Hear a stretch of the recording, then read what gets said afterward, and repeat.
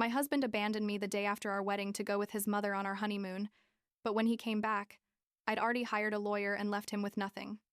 I'm 27 years old. I work in digital marketing, and I still can't believe my marriage lasted exactly 2 weeks before everything exploded in the most ridiculous way possible. You know, when people ask you how your honeymoon was and you have to decide whether to tell them the truth or make something up, because the truth is so absurd, it sounds like a cheap soap opera script. But anyway, I guess I should start from the beginning. When I met James like 3 years ago at a business conference in Portland. The thing is, I was always the typical eldest daughter who wants to please everyone. You know what I mean? My parents, Robert and Susan, were always super loving and understanding, but I somehow developed this need to make everyone around me happy, even when that meant ignoring my own needs. James seemed perfect at first. I mean, he was handsome, had a good job as an accountant at a big firm, and was super attentive when we were alone. We dated for almost 2 years. And although their exodus teeted, there were some red flags that looking back I should have noticed, like how he always postponed introducing me to his family, or how he got weird when I mentioned long-term plans.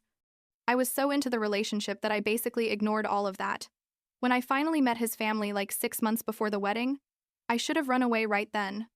His mother, Margaret, was one of those people who looks you up and down and is already making judgments in her head, you know?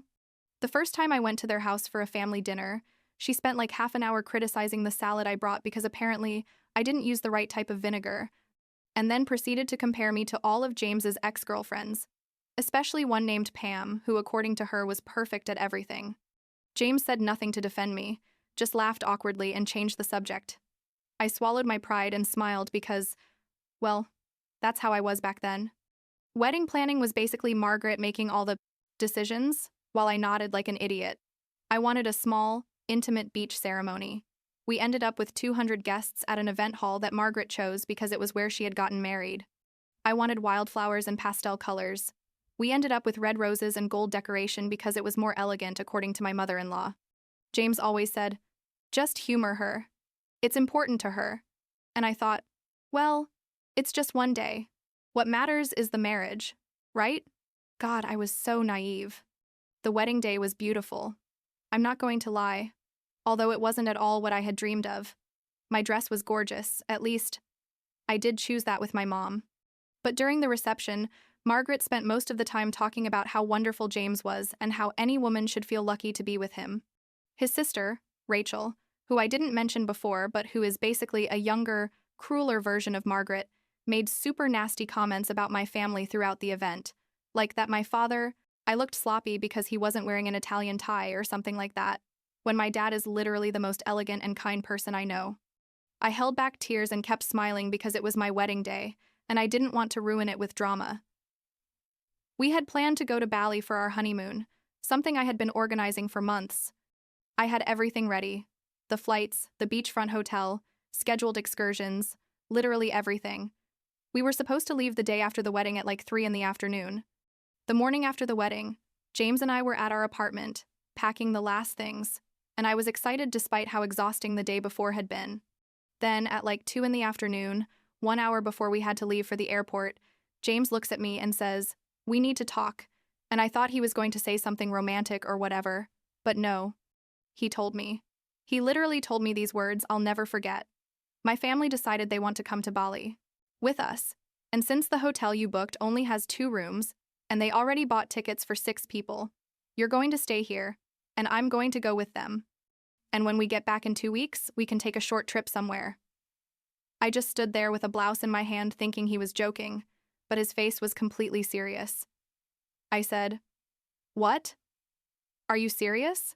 And he started explaining that his family had never been to Bali, and that Margaret had always wanted to go, and that it was important to them, and that I should understand. I asked him, "And what am I supposed to do for 2 weeks?"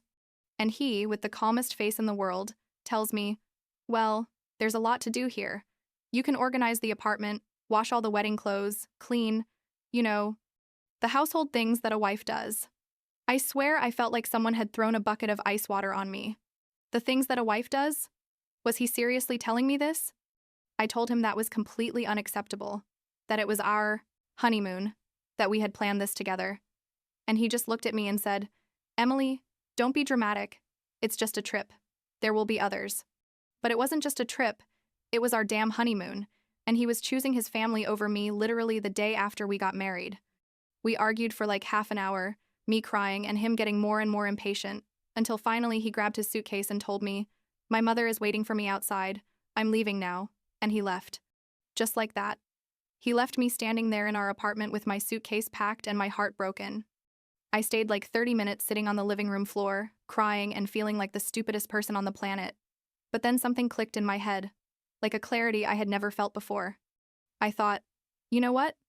I'm not going to stay here like an idiot waiting for him to come back. I grabbed my laptop, logged into my bank account, which thank God was still just mine because we hadn't merged accounts, and booked a flight to Maui for that same night. My parents have a vacation home there, a small but beautiful place by the ocean that they had bought like 10 years ago. I sent them a message saying I needed to use the house for a while, and that I'd explain later, and them being the incredible parents they are, just told me, "The key is where it always is. Take care, honey." I arrived in Maui at like 2 in the morning local time, and I felt exhausted, but also strangely free. I spent the next 2 weeks completely alone, and it was exactly what I needed. I woke up when I wanted, went to the beach, learned to surf with a local instructor named Kai who was super patient, read books I had wanted to read for years, ate whatever I felt like without anyone judging me, and basically rediscovered who I was without the constant pressure to please others. I didn't check my phone for the first 3 days because I put it on airplane mode, but when I finally turned it on, I had literally hundreds of messages and missed calls. James had sent me like 50 messages asking where I was, then another 100 demanding I come home immediately, and then messages from his family started.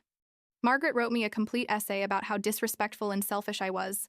Rachel sent me messages insulting my family and calling me all kinds of names, and there were messages from cousins and aunts I didn't even know well telling me I was a disgrace and that I should be grateful to have James.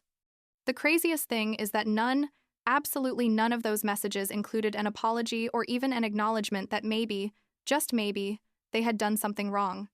It was all, "You're the problem, you need to apologize, you ruined everything." I deleted all the messages without responding and continued enjoying my vacation. I went to a volcano, went snorkeling, tried amazing food, and every day I felt stronger and more confident that I had made the right decision. I called my parents after a play week and told them everything, and my mom Susan literally cried with rage at how they had treated me. My dad, Robert, who is the calmest man in the world, said, "If that boy shows up here, he's going to have to deal with me." And coming from my dad, who is super pacifist, that said a lot. I promised them I was okay and that I had a plan, although at that moment I wasn't completely sure what that plan was. When I returned after 2 weeks, I didn't go straight to my apartment. I called my best friend Lisa, who had been super worried about me this whole time, despite me sending her short messages saying I was okay, and she told me I could stay at her apartment as long as I needed. James was still in Bali at that time. His return flight was 2 days after mine, so I had some time to think. Lisa hugged me when I arrived and told me, "You look different, like lighter." And she was right. I felt different. I told her everything while we ate pizza and drank wine, and she was so furious she wanted to go confront James herself. 2 days later, James arrived from his trip, and instead of coming to see me or calling me worried that his wife had disappeared for 2 weeks, he sent me a message telling me to come to the apartment immediately because we needed to talk. I replied, "I'm not going to the apartment. If you want to talk, we can do it on the phone." He insisted it had to be in person, but I wasn't ready to face him yet, so I simply turned off my phone. The next day, my mom called me super upset, saying that James's family had gone to their house, demanding to know where I was, and causing a scene in front of all the neighbors. Margaret was yelling that I was shameless and that I had abandoned my husband. Rachel was recording everything with her phone, threatening to upload it to social media, and everything was absolute chaos. My dad had to call the police to get them to leave, and the neighbors were all peeking out to see what was happening, which was super humiliating for my parents, who have always been very private and respectable people. That was the straw that broke the camel's back for me. I called James and told him, "Listen to me carefully because I'm only going to say this once. Your family just harassed my parents at their own house and put on a show in front of the whole neighborhood. So here's what's going to happen. You and your family are going to give me a formal apology for everything you've done, starting with ruining our honeymoon and ending with today's harassment. or I'm going to proceed with divorce immediately. He was quiet for a few seconds and then started laughing, literally laughed like I had told a joke, and said, "Divorce? Emily, don't be ridiculous. We just got married. Just come home and we'll fix this like adults." I told him, "I'm completely serious, James. Your family owes me an apology and you owe me an explanation of why you thought it was acceptable to leave me on the day of our honeymoon." And he completely changed his tone and got furious, started yelling that I was ungrateful, and that his family had done a lot for me, and that I had no right to demand anything. I hung up the phone, and that same afternoon I went to stay with my parents because I needed to be with them after all the drama they had to endure because of me, although they insisted it wasn't my fault at all. Like a week after returning, I was at a coffee shop near my parents' house, when a woman like 32 years old approached me and said, "You're Emily, right?" I got a little scared because I thought it was someone from James's family, but she quickly said, "Don't worry, I'm not here to cause you problems. I'm Pam, James's ex-girlfriend." Turns out Pam had seen all the drama on social media, because apparently Rachel had uploaded videos of the scandal at my parents' house, and Pam wanted to talk to me. We sat down and she told me her story, which was basically identical to mine and James, and she had been together for 3 years. Margaret always treated her like garbage, and when they finally got engaged, the family expected Pam to quit her job and become a housewife to serve James and his family. When Pam refused and tried to establish boundaries, James ended the relationship because, according to him, she didn't fit with family values. Pam told me, "I'm telling you this because you need to know it's not your fault. He and his family are always going to be like this, and no amount of effort on your part is going to change that. I've already seen 2 more girls go through the same thing after me, and now you." She showed me messages she still had saved from when Margaret told her she was useless and would never be good enough for her son. And they were almost exactly the same as the messages I had received. It was super validating, but also super sad to realize that this was a pattern and that I had been just one more in a long list of women who had tried to make a relationship work with someone who clearly wasn't willing to prioritize his partner over his toxic family. After talking to Pam, I made the decision to contact a lawyer to start the divorce process. My parents recommended David Chen, a family lawyer who had a very good reputation, and he was super professional and understanding when I told him the whole story. He told me that technically we could seek an annulment given that the marriage had lasted so little, but that divorce would be more straightforward. I signed all the necessary papers, and David took care of sending everything to James. I didn't warn him beforehand. One day, James simply received the divorce papers and apparently went crazy. Like, 2 weeks after I signed the papers, I was at Lisa's birthday party at a restaurant with a group of friends when James showed up out of nowhere. I don't know how he knew where I was. He probably checked Lisa's social media or something, but he arrived super upset, demanding to talk to me. Lisa tried to block him and tell him to leave, but he pushed her and entered the area where we were all celebrating. He started yelling at me in front of everyone that I was a traitor and how dare I ask for a divorce without even trying to fix things. And I told him, "James, get out of here now or I'm calling the police," but he wouldn't leave. Then he saw a friend of Lisa's, a guy named Marcus, who had been talking to me in a completely innocent way during the party. And James started accusing me of sleeping with Marcus, and that's why I wanted the divorce. Marcus, who is gay and was there with his boyfriend, was like, "What?" And all my friends were shocked because James was making a horrible scene. He tried to grab Marcus, and I got in the middle and told him, "Stop now. You're making a fool of yourself." But he was so blinded by anger that he pushed me. Not hard, but he did push me. That's when the restaurant manager called the police, and several friends got James out of the place while he kept yelling that I was a whatever and that I was going to regret it. The police arrived and took our statements, and although James had already left, everything was on record. That night, when I got to my parents' house still shaking from what had happened, I decided to do something I probably shouldn't have done, but that in the moment seemed necessary to me. I called Margaret directly. She answered super arrogant and told me, "What do you want?"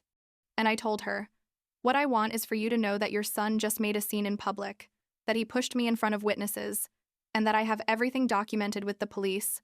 So if he or any of you approaches me or my family again, I'm going to request a restraining order that's going to appear on his record, which is probably going to ruin his career at the accounting firm where he works. You understand?" She was quiet for a moment, and then started saying I was exaggerating, but I interrupted her and said, "I'm not exaggerating, Margaret. You guys have harassed my family. You've tried to control my life, and now James physically attacked me in public. So this is over. James is going to sign the divorce papers without a fight, or the consequences are going to be worse for him. She kept trying to argue, but I simply hung up on her. I don't know if it was the threat of the restraining order or if James finally realized I was serious. But 2 days later, David called me to tell me that James had signed the papers without objections. The process had officially begun, and with a good lawyer, everything would be resolved in a few months. Now, like 6 months after all this craziness, I'm living alone again in my own small but cozy apartment. I've resumed my work, and I'm better than ever in my career. And most importantly, I've learned to establish boundaries and not let anyone treat me as less than what I'm worth. I still see Pam from time to time for coffee, and we've become good friends, which is ironic but also very healing. My parents are proud of me for having the courage to get out of a toxic situation so quickly instead of staying years trying to make it work. The divorce should be finalized in a few weeks, and although technically I was only married like a month if you count the time before the papers were signed, I don't regret anything. Last week I was organizing my things and found the wedding photos, and instead of feeling sadness or nostalgia, I just felt relief at having dodged a bullet. Sometimes I wonder what my life would have been like if I had stayed, if I had accepted being the submissive wife that Margaret wanted, and honestly, it gives me chills thinking about it. Yesterday, a friend asked me if I would get married again someday, and I told her, maybe, but definitely not with someone who isn't capable of setting boundaries with their family and prioritizing me. And that's enough for now, I guess.